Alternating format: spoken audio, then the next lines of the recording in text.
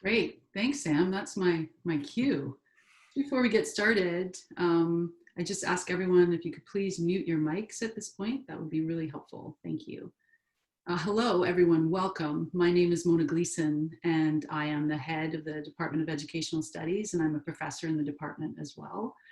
And I just want to welcome everyone to this, what I'm calling a celebratory discussion of Sam Rocha's new book entitled The Syllabus as Curriculum, a Reconceptualist Approach, and it's published by Routledge. And before we embark on some quick introductions, I want to acknowledge that those of us in Vancouver are attending from the traditional, ancestral, and unceded territory of the Coast Salish peoples, which marks the overlapping territory of the Musqueam, Squamish, and Tsleil-Waututh nations. We acknowledge Indigenous sovereignty over this land, and we offer this acknowledgement as uninvited guests here. We do so to acknowledge our responsibilities to work in solidarity with Indigenous people and in support of Indigenous self-determination. So Sam's new book is published as part of Routledge's Studies in Curriculum Theory series, and I'm delighted that the series editor, Dr. Bill Pinar, who's our valued colleague and a professor in the Department of Curriculum and Pedagogy here at UBC, will lead the conversation with Sam about his book. Of course, Bill is well known to many of you, if not all of you, as a leading curriculum theorist. And he recently finished 2 terms as Canada Research Chair in Curriculum Studies. In 2019, I think 2019, he was named the Tetsu Aoki Professor in Curriculum Studies. And of course, Sam Rocha is an associate professor in the Department of Educational Studies. He is also an extremely valued colleague of ours, a philosopher of education, very prolific scholar. He's the author of, I think it's 5 books. Sam, I might, as monographs, I might have gotten that wrong, but I think, 2 edited collections. It goes on, it goes on. So I welcome everyone with all my heart. I'm very happy for Sam, publication of his newest book. And I look forward to our discussions. So take it away. All right, thank you, Mona. Before I begin, I'd like to acknowledge the 25th anniversary of the Curriculum Theory Project at Louisiana State University, where I taught for 20 years. The former director, Petra Hendry, planned to attend today. The current director, Molly Quinn, planned to attend today. And the Dean of Human Services and Education at LSU, Roland Mitchell, will be here today, as well as former LSU colleague and current Canadian colleague today. Hello to each of you. And a shout out to Canadian, founded and directed by Nicholas Nangofuk. Welcome, Nicholas, and welcome everyone. When I asked Sam how he would like to proceed today, he suggested that since my studies are citation-centered, why don't I quote from his text and then pose a question? And that I will do. And those of you who have copies, I'm on page 96, and the segments of the text that I'll quote will be concerning the relationships among and between content, skills, and dispositions. So on 96, Sam writes, content refers to discrete ideas in specific texts, authors, and intellectual traditions. I consider content to be the least important of the 3 outcomes. On that same page, he writes, skills refer to the general abilities that come from philosophy and the humanities. How to write clearly, how to think logically, how to construct arguments that follow, how to read closely and directly, how to anticipate objections, how to talk about and dispute ideas with generosity and wit. This outcome strikes me as being more important than the previous outcome, especially since it is more widely applicable. And finally, on that page, he writes, dispositions refer to what I value most for my students and myself. It is also the most difficult and unpredictable outcome. As we have seen, the outcome of content is to acquire specific words and ideas to think and speak about, and the outcome of skills is to acquire tools for sound thinking and intelligible expression. The outcome of dispositions, by contrast, is to acquire a series of intuitions and feelings that guide the application of one's reason through skills and inform one's judgment of the content. A disposition is the sentiment of rationality that, in my view, is the sine qua non of these outcomes of teaching. Without dispositions, there can be no skills or content. Without a change of heart, there is no change at all. It is my belief that teaching should itself be dispositional. This shows in how I present and comport myself and how I treat each person and each class as a whole. So that's so my comment and then question. Sam emphasizing skills over content reminds me of the homeschooling parent who gave Camus' The Plague 5 stars on Amazon for great use of vocabulary.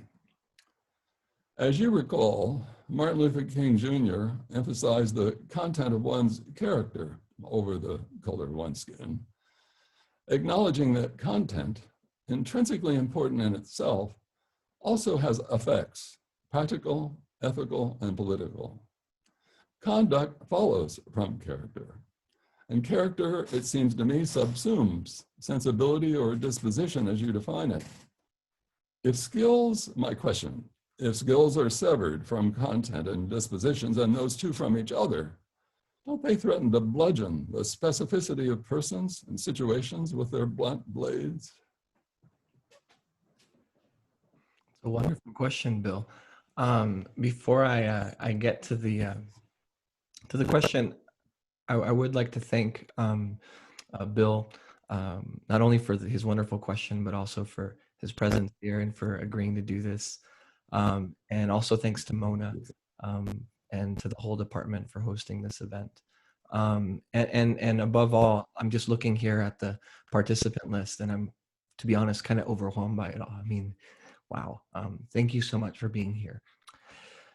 The context behind the passage that was read is that this is a selection from that document that we call a teaching philosophy. And it's a piece taken from a dossier that I prepared where I had to have that document. One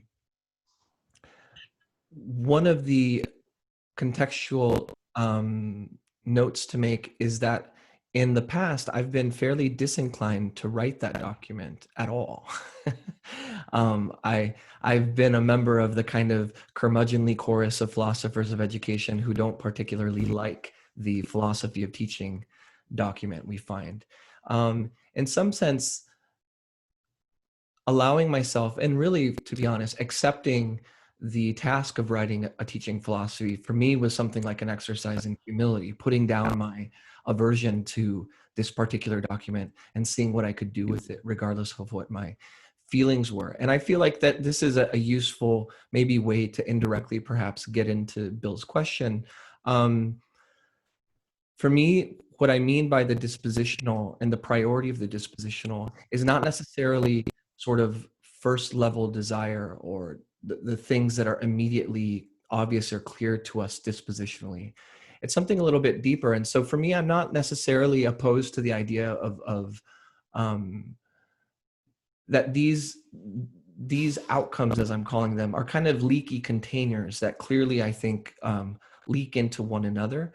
And I suppose my claim, if I had to make it this way, is that the one that leaks the most is the dispositional container.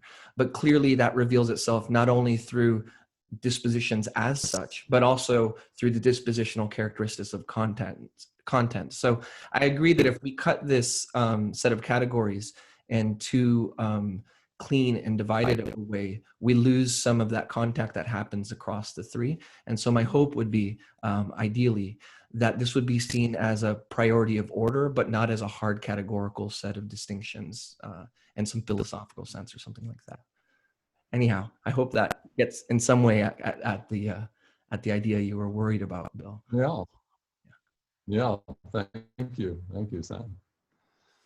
The next passage that I'll read is from his page 47. He writes, and this is part of a syllabus, and it's and he's addressing this to the students. The most obvious way to participate during and in class is to be present, which involves more than just showing up on time and staying there until it is over, although you should do that too. Being there in a passive way is one thing. Being there in an active way is another. So while attendance is required, simply attending class will not be good enough. This does not mean that you need to be an extrovert. There is a place for quiet, shy, and silent, active participation. Listening well is a deeply active and dynamic practice.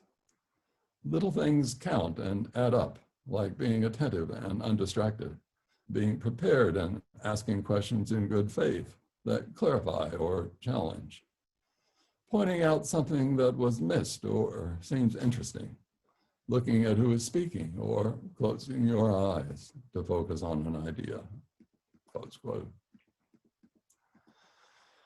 This succinct statement, I quoted it on my fall term syllabus, gestures toward a phenomenology of presence, a topic important to me. In your text, you acknowledge phenomenology's central role in the 1970s reconceptualization of curriculum studies in the United States. But you almost ignore psychoanalysis and neo-Marxism, equally important influences then. In psychoanalytic and political terms, presence can be punctured by psychic and political repression. Does your folk phenomenology account for psychic and political repression, and if so, how? Wonderful. Again, this I think is an important context as well to add, which is that this book, in some respects, probably moves in a slightly different direction from some of my previous work that was much more meant at least to address, well, really the field of philosophy of education very specifically. I'm kind of in the midst of, both in this book and in a book that I have kind of in the oven right now, of trying to develop a more robust argument for a broadly humanities-based approach, and also for a kind of unity between philosophy of education and curriculum studies as fields within educational research. So this question is I think a good reminder of the fact that while that is in some sense my project, I don't want to overdetermine that project by forgetting the fact that I do probably first and foremost at this point see myself as a phenomenologist and working in the phenomenological tradition. And so I do recognize the psychoanalytic influence in particular. And I think there's an interesting point of convergence between psychoanalysis and phenomenology, not a total point of convergence, but just one point of convergence that I think is sufficient, at least, for maybe framing the way in which I'm interested in the reconceptualization. So my understanding of psychoanalysis, broadly speaking, is that the attempt from its therapeutic application to its more theoretical, speculative and descriptive, diagnostic and analytical stuff is essentially that it's trying to bring the unconscious into consciousness. I don't like this idea of psychoanalysis that revels in the unconscious without admitting that the point is, I think, to, in some sense, to the point that it's possible, dispossess and even disabuse one of a sort of over worked amount about the unconscious. This isn't to say that it's positivist and some ultimate orientation, but it is to say that I think that that's a project. I think phenomenology shares this orientation towards bringing the unconscious into consciousness as well. And I think this basic move is not particularly unique to psychoanalysis or to phenomenology. I think the philosophical tradition in general, from first philosophy, metaphysics, all the way throughout, I think is ultimately about uncovering and shedding light on things that aren't as clear or as obvious, or to make the obvious, in fact, unclear and less obvious in that case. So this overall shared convergence, I would say, between phenomenology and psychoanalysis is what I understand the reconceptualization to have done in the 70s, which was to raise curriculum itself as a question to itself in a way, to curriculum and inquiry, to teacher education, to these fields that were going on in some sense with this heavy laden unconsciousness of the question of curriculum itself. And so the curriculum question, I think I see as a kind of cue into this project. So that is what I suppose I mean by a bringing into presence. I don't have, at least in that syllabus, probably heavier burdens in mind, be those a kind of heavy metaphysical. This is much more of an existential sense of presence, which is how is it the case that I'm able as a person to dwell in a particular place and space, in a particularly pedagogical space and place. That's really the question. But I see I've probably talked more about the context and the convergences between psychoanalysis and phenomenology than I have actually that part. But thank you, Bill, for including it in your syllabus. That's very generous. Thank you. A couple of follow-up questions, Sam. And the first concerns this, this phrase, being there, which is often how Dasein, Heidegger's Dasein is translated. And I'd like for you, if you would, just to speak a little bit about your understanding of that concept. In the statement you just made, you referred to dwelling in a particular place. And I'm curious, do you see relationships between dwelling and the particularity of place with being there? I do, and for now, I suppose my interest in Dasein from Heidegger is really the fact that this is the kind of strategic tool he uses because the overall ontological project of metaphysics is unattainable. So at the very beginning of Being in Time, Heidegger's pretty much clear, and in concert with his teacher, Husserl, that the orientation of phenomenology is ontological, that the question of being is basically, that's the game, right? And I think that he quickly, though, uncovers or discovers that, that the methodological requirements for this question are so heavy and so difficult that he kind of puts in Dasein as a kind of an adequate entry into that investigation. So there's something curious about the substitution, I think, in Heidegger, where it's very, in a way, at least on my reading, metaphysically inspiring. Yes, first philosophy, the question of being, and then immediately it's not that question anymore. It's Dasein. It's an existential question. And I think that, for me at least,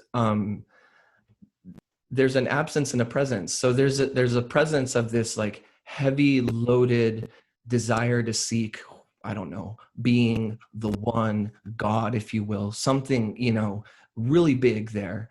And then quickly it kind of downsizes itself to scale to, okay, who am I? Where am I? Like those kinds of questions. And I love the interval of that movement in Heidegger.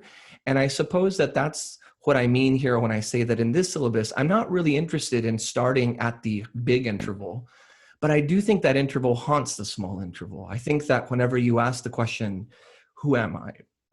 What are the desires of my heart? Anything like that, you kind of find yourself inside a place that is not simply the particularity of place, but the universality of place, the kind of ontological antecedent to the way we think of place when we think of it as kind of this place or that place, so to speak. So one of my concerns probably with some of the accounts of being there attaching themselves to an overly material account of place is that they actually have given up on the project of place in the ontological sense. For me, the question of being there is a question that works bouncing between being with, in some cases being for. I think there's a lot of points of contact one can take from that starting point. But in this case, I think taking an existential start as opposed to a more metaphysical start is, I suppose, now that you've pressed me, maybe the appropriate pedagogical place to begin in what I'm calling the syllabus, which is itself something of an expanded concept. I'm taking quite a bit of liberties if folks haven't noticed yet, but yeah, I suppose that's one way to get at that, Bill, but I don't know if that covers it.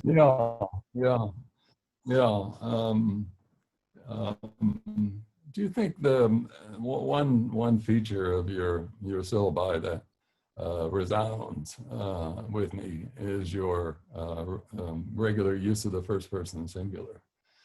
And I'm wondering if, and you use it in a way that's not only an effort at communication and clarification, but it also,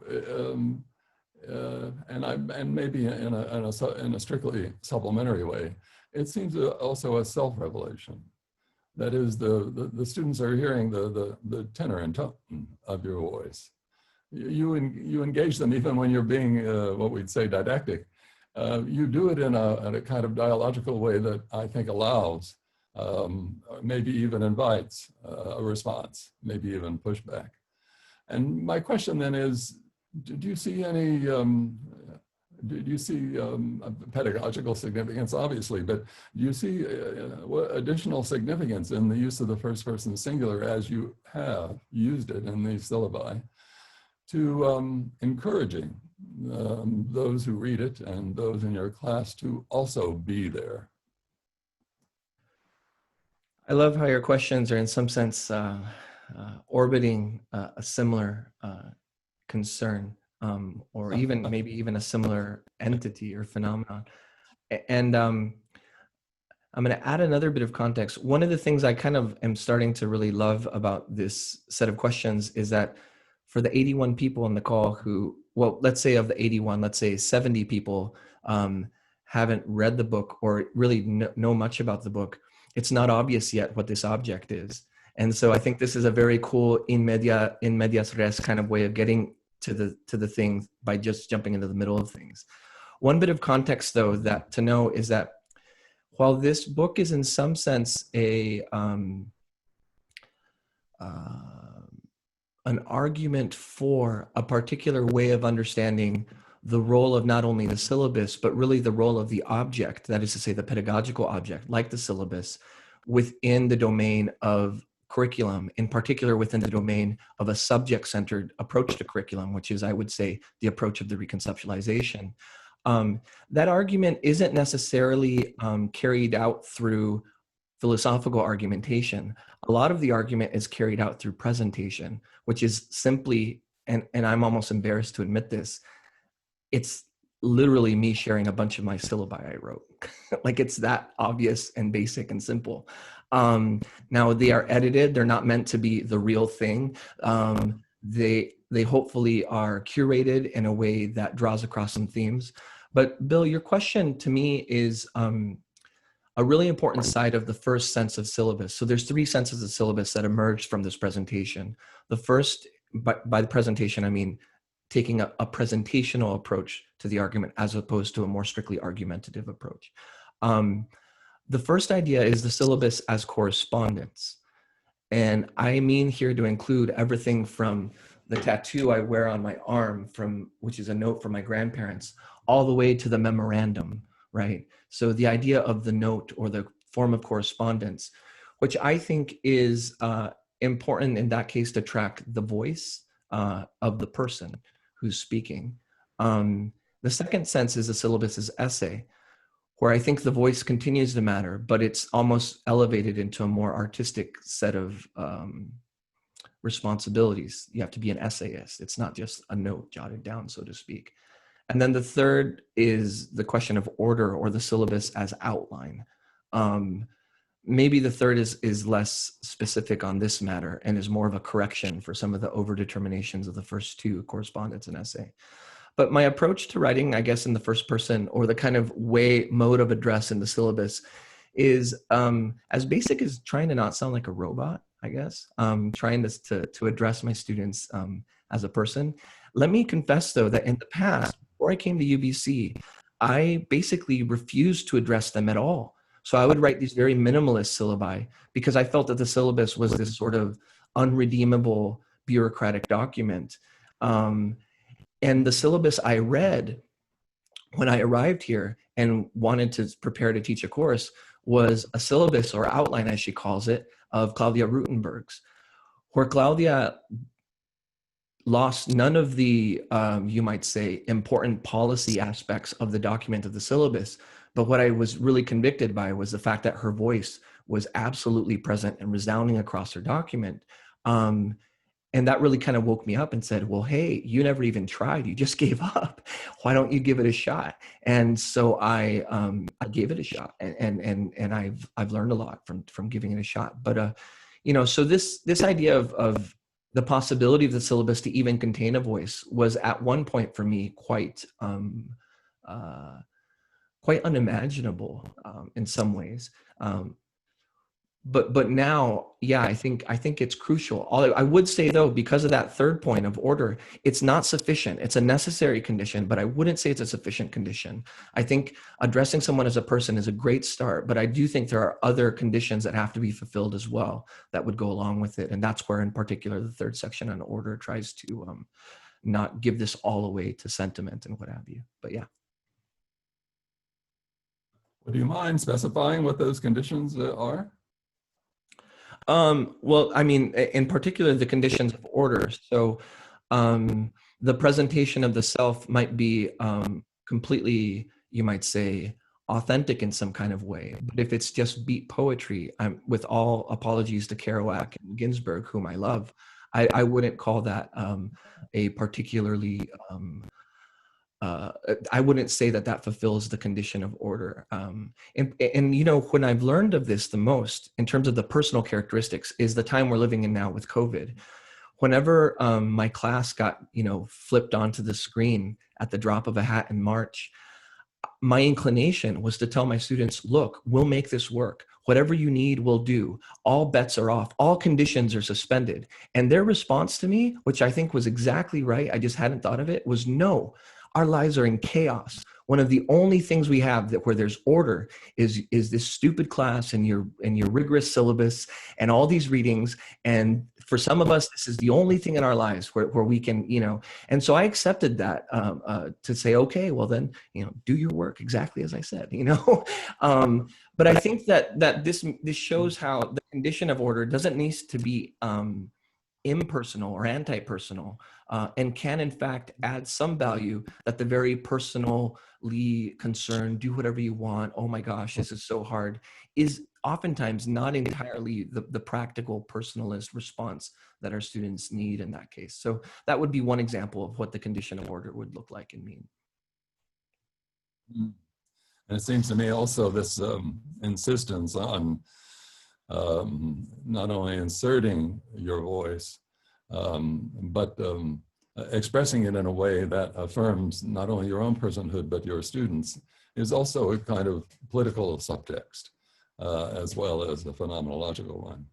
Well, before we leave this general topic, I wanted to ask you about a statement you made a bit earlier, which was that you used the phrase the unity of philosophy of education and curriculum studies. Isn't that an overstatement? Curriculum studies, and not necessarily to its profit, has been multidisciplinary, interdisciplinary,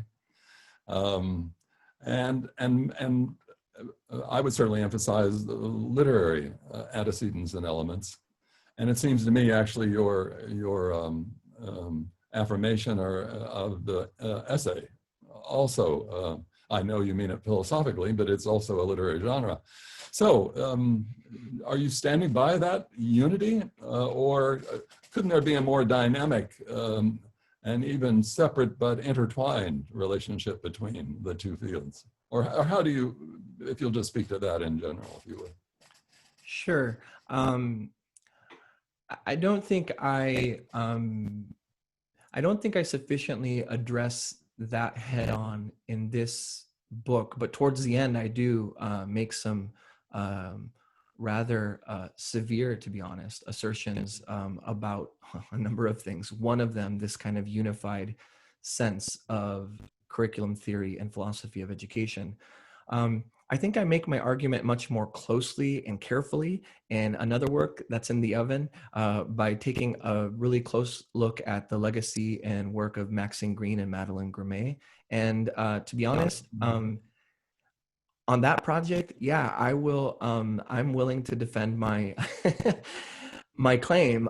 This work is not probably going to benefit me to standing too firmly on that ground. And I would say that the boundary between, you might say, philosophy and what we might call the humanities is itself a fairly, it's not a well-tested boundary. It hasn't necessarily held up.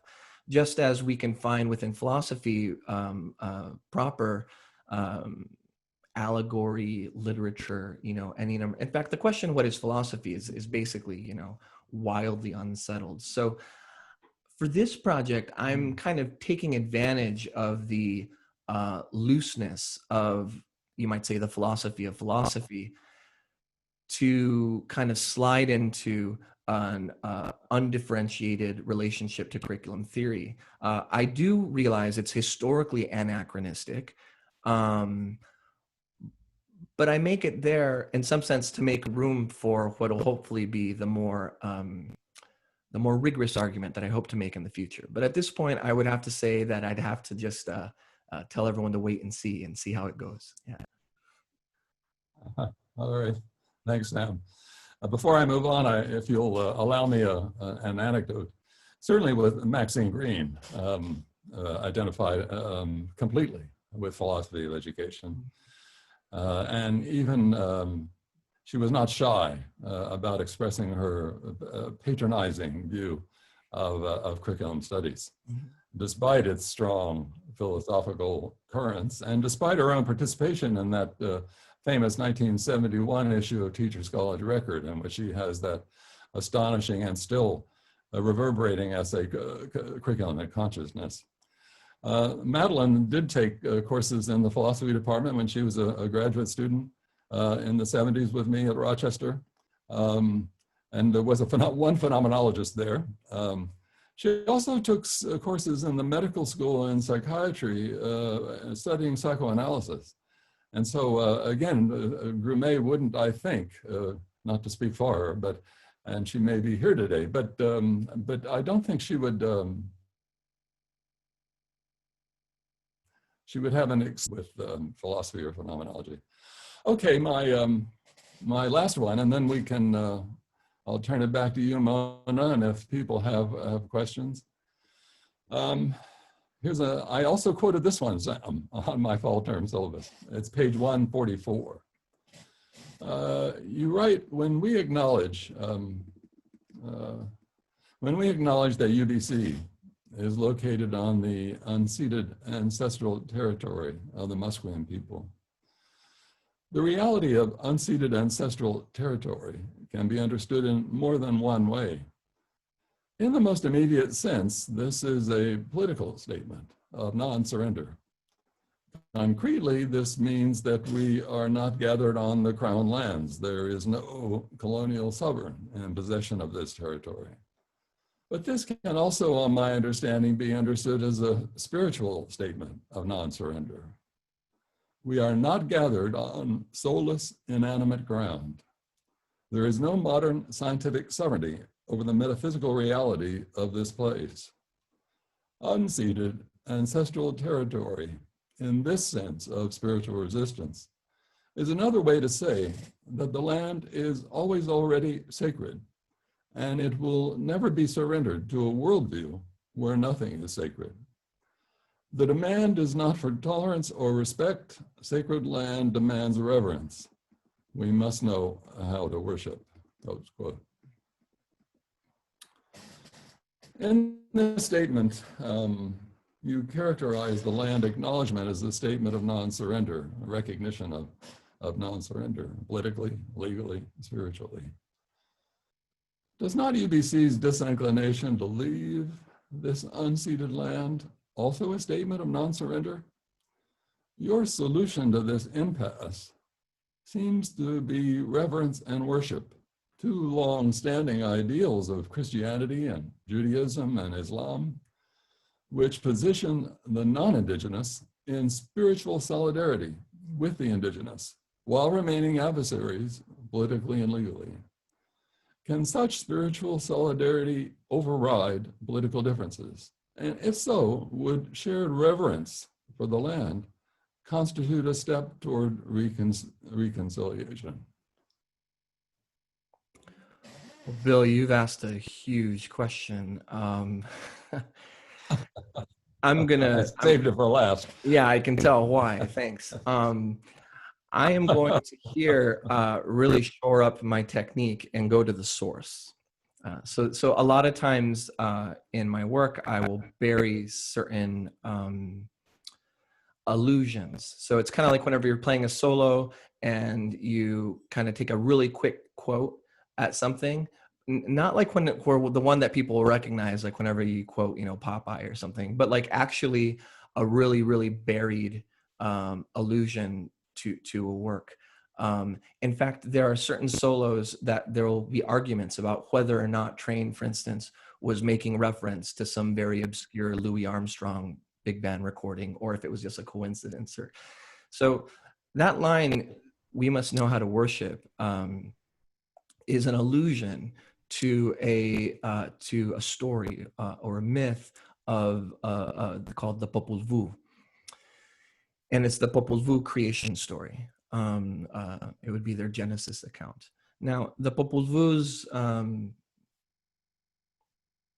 indigeneity is itself subject to a certain degree of scrutiny, given that the record we have is from the Spanish manuscripts, and it's not conceived to us in Mayan or Nahua or any other.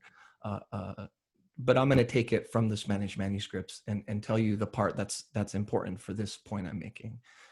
Whether I'll get to answer your question directly or not, we'll see. There's a three-stage creation story. The gods first create humans out of mud, and the humans don't hold up well at all, and they are destroyed pretty quickly. The second creation is out of wood, and humans are made out of wood. And what's interesting to me about this is that they only have one inadequacy, at least that the text says in the story. The gods are not offended at the woodiness, you could say, of like the material. It's not about that. They are eventually burned. So that's spoiler alert, but the wooden people don't make it. But the reason the wooden people don't make it is because they don't know how to worship. So it's in some sense that the wooden people are these people who are adequate in every way except the capacity for reverence, you could say. And so they're destroyed too. And then, of course, famously, the creation that takes, the third creation, is the creation of the corn. And that's where the fathers and mothers are made from corn. And this is, kind of a fairly universal story for the Mesoamerican peoples.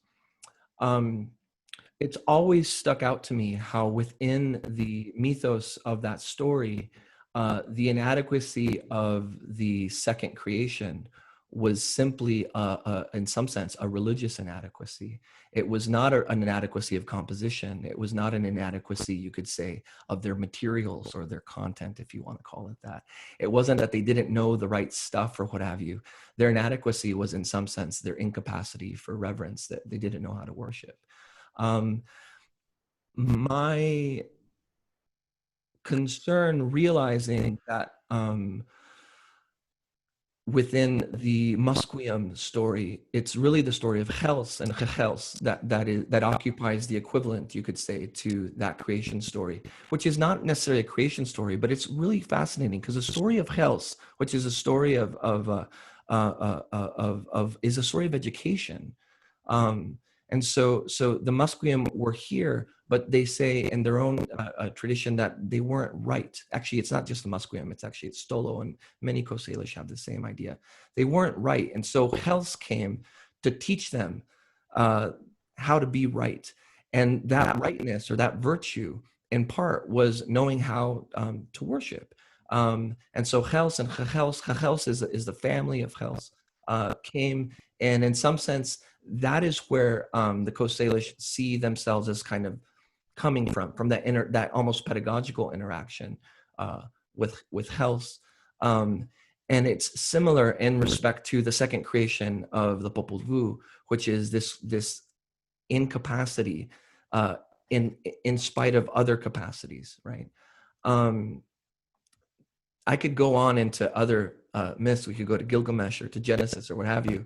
But for me, the concern I have with a overly modern metaphysical understanding, and that would include, by the way, political understanding, or more or less economic understanding of the land acknowledgement, would be that in some sense, despite all of its qualities, that would still lack, that essential quality of knowing how to worship.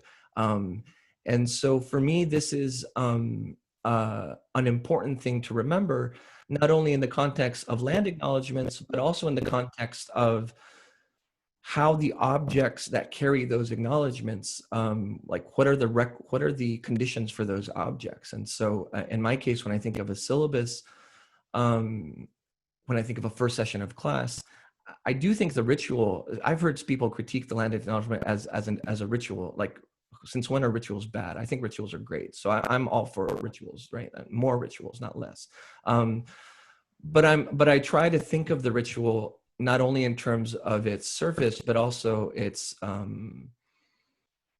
mythic requirements, which I believe one of those requirements is, in some sense, the capacity to worship. I think we understand this, though. If anybody gives a land acknowledgement and they're secretly wishing that we could just get rid of all Indigenous peoples from Canada or whatever, there's obviously something deeply wrong with that. And they have no capacity to worship. There's no reverence. There's no sacredness. Now, some people might say we can have an ethical or a moral approach that doesn't take on all the religious baggage. But I think within at least the context we're speaking of, there's some importance there.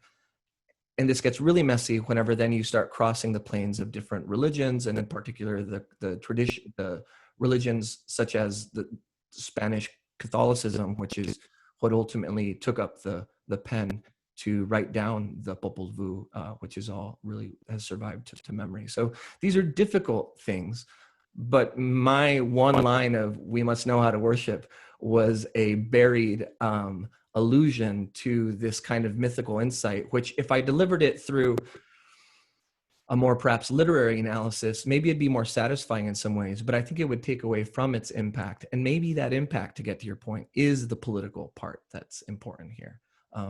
At least that's how I understand it in a kind of democratic sense. It's rhetoric, right? Do you see any distinction between worship and reverence? I'm thinking that worship, if it doesn't imply worship of a deity, involves idolatry, worship of money or power. Reverence seems to me, at least in everyday English, more a kind of, maybe in your terms, disposition. But do you see them as identical or importantly different? In the Popol Vuh, it's clear that they didn't worship the gods. So it was impiety. It's the sin of Socrates, or one of his two sins. It was impiety towards the gods and the corruption of Athenian youth. So I'm taking liberties here, I guess, with that idea of knowing how to worship, and probably trying to, in this sense, secularize it a bit into a more reverence mode. Just the other day on Facebook, whenever the US crossed the 200,000 mark of deaths, I posted a very simple post that, to date, over 200,000 people have died of COVID-19. And I wrote the standard Christian Kyrie, which is Lord have mercy. Below that, the thread filled up with conspiracy theorists and all kinds of people saying, COVID isn't real, and any number of things you might expect, including others saying, that's horrible and stuff. And there was this kind of people urging me to jump in and talk about COVID denial and stuff like Trump or whatever. And I repeated towards the end that, like, look, this post is a call to prayer. You don't have to pray, but you have to show respect for the dead, period. I suppose that's where the line is for me. I'm comfortable with prayer. I don't think everyone has to be, but I do think we need to be able to show respect for the dead, show respect for the land, show respect for elements of sacredness that may not be on a maximal account sacred, even though I'm open to that personally.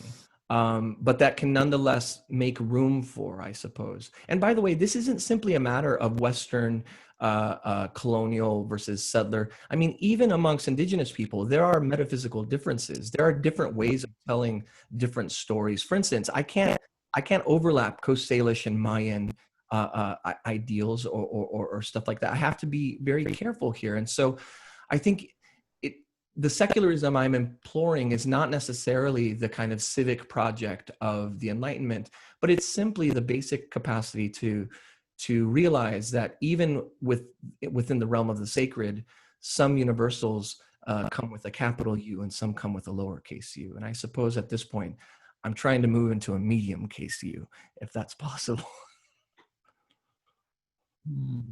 Well, thanks very much, Sam. So allow me to conclude my participation in the launch by congratulating you on this provocative and highly important work. It's, as you know from the forward, I consider it of great significance. So thanks, Sam, for tolerating my my questions. And Mona, if you'll take it from here. Sure. Thank you so much, Bill, and thank you, Sam. Indeed, give a little yay. So Sam, I know that we want to open this up for questions from a very robust number of participants. Yeah. So I just wanted to kind of chat with you for just 30 seconds around the best way to kind of make sure that everyone has a chance to comment. Well, probably everyone won't, frankly, because there's a lot of people, but just wondering if you want to. There are a couple of features, of course, that most of us know about, one being the Zoom blue hand. With the number of people here, though, I'm wondering if people could sort of signal in the chat function that they would like to ask you a question, and that might be easiest. Yeah, I think probably the chat is best, including the fact that it'll give me the liberty to pick and choose a bit in case there's a kind of an excess of questions. So yeah, maybe you invite those who have questions to maybe post them in the chat, perhaps. Yeah, or even if you can just in your chat just signal that you've the sort of the gist of your question. If you don't want to type out, it's a very long question, you want to type out the whole thing. Give Sam a sense of where you're going and what you'd like to talk about. So please feel free to do that right now. And while we're waiting, I'd just love to reiterate, first of all, my thanks. Also, just because I'm pedantic, I've expressly asked Bill not to share the passages or questions with me in advance. And I'm glad he didn't, because I was quite worked with those. That's great. Oh, okay. So, Shirley, good to see you. Thank you. Bruce, why don't you go ahead? Shirley, I don't know if I'm going to teach this book in a class. I don't tend to teach courses in curriculum theory, so maybe I haven't thought of that yet. But by the way, everyone who has a UBC library account has a free access to the book. I just found that out from the library yesterday. Sorry, Shirley, go ahead. Well, there's parts of the book that can be taught in other classes, be taught in philosophy. Mm. Great. Bruce? Hi, Sam. Thanks Hi.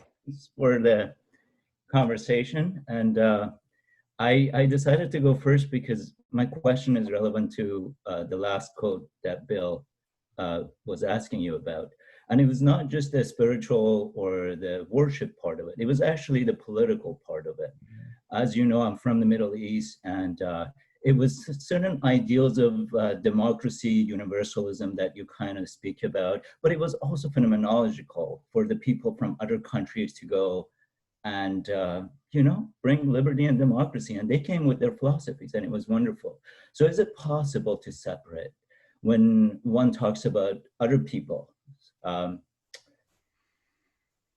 life forms, entering with one's place that one knows? I'm an immigrant to this land, that I said, and I'm always conflicted to speak about it. Did you ever feel like there will be a conflict in writing about something where I'm stuttering because it's hard for me to actually to recognize the history that has happened, and yet to write something about the place?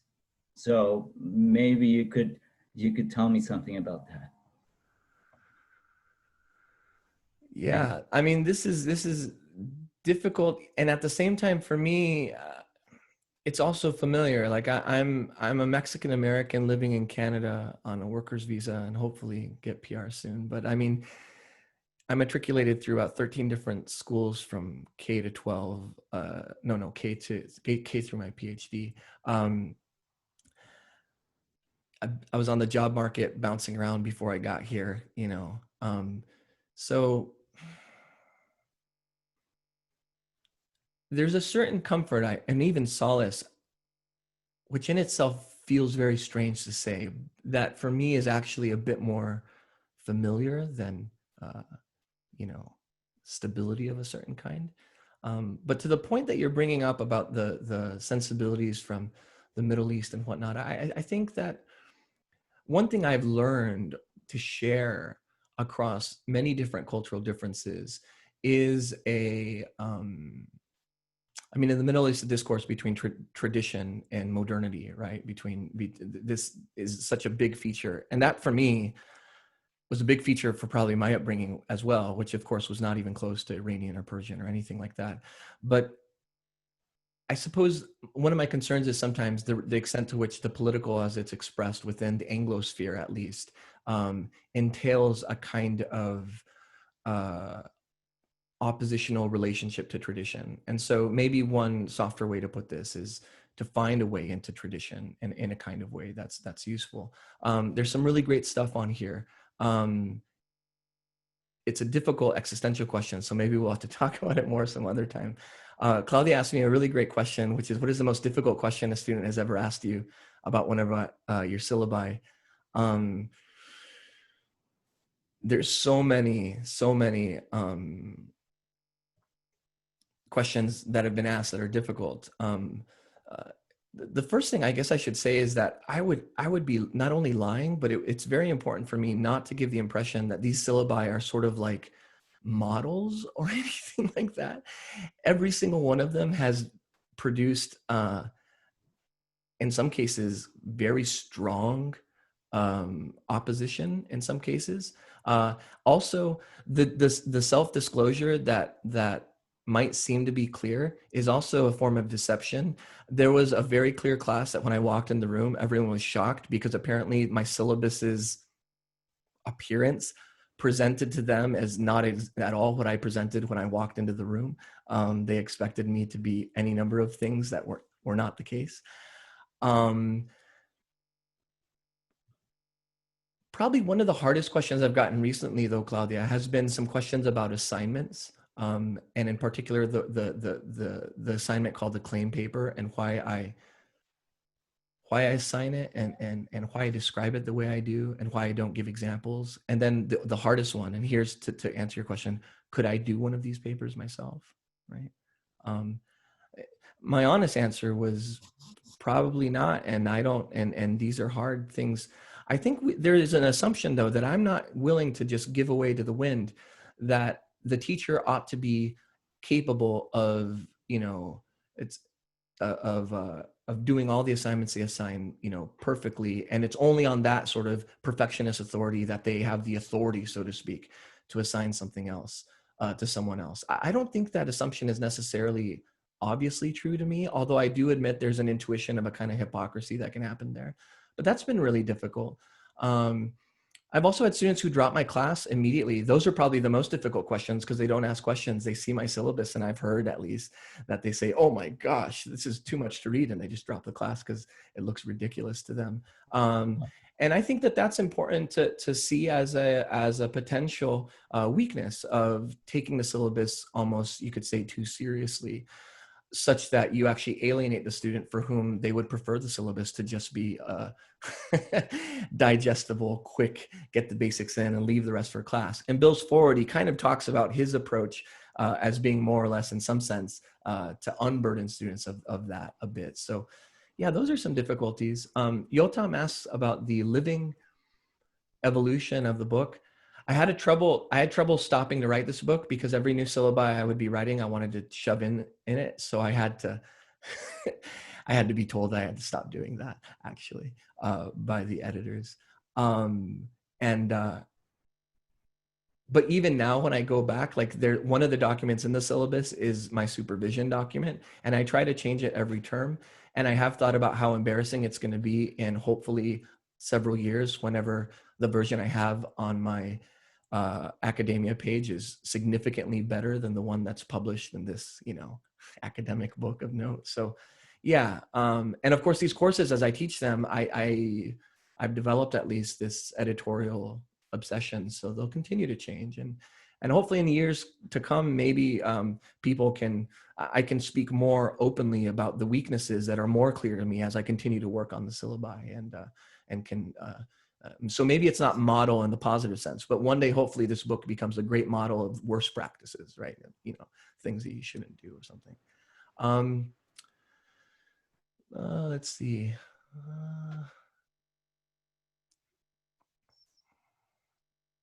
Yeah, a really nice piece about indigenous being from the land.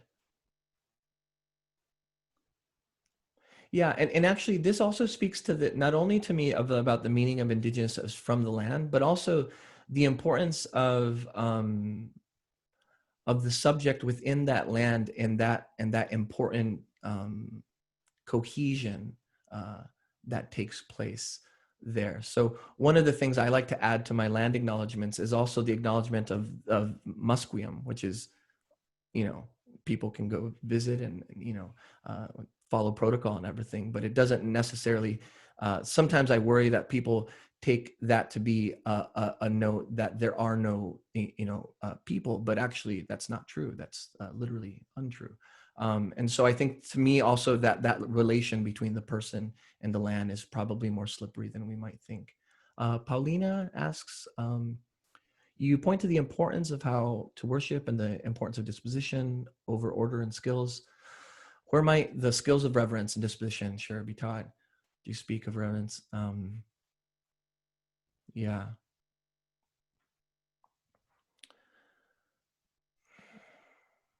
This for me is kind of like the moral and political question, and I haven't been very good at answering it in previous work. And I hope that this work indicates that I'm willing now to maybe try to do better.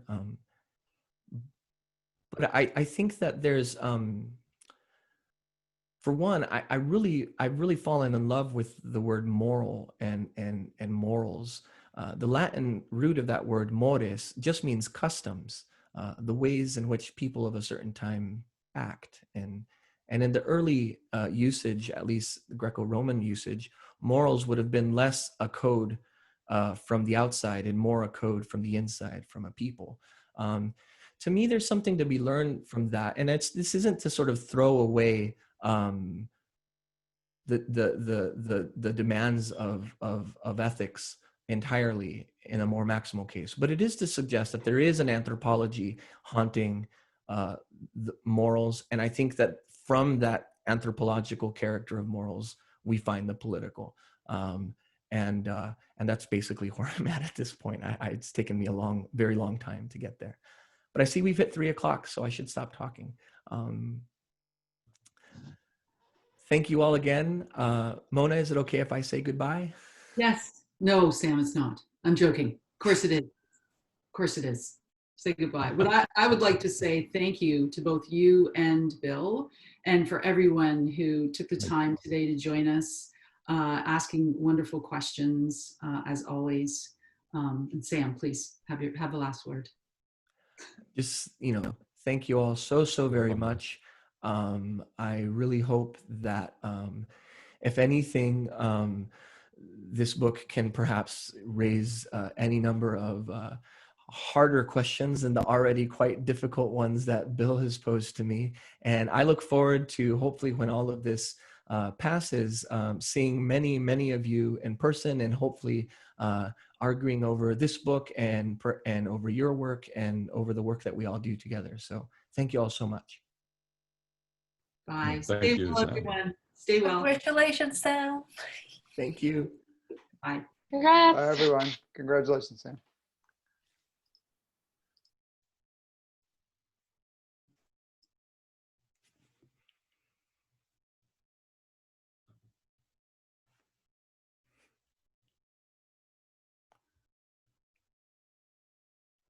Oh, I should stop the recording. That was a full house, Sam. Yeah, I'm trying to figure out how to stop recording. Oh, here it is.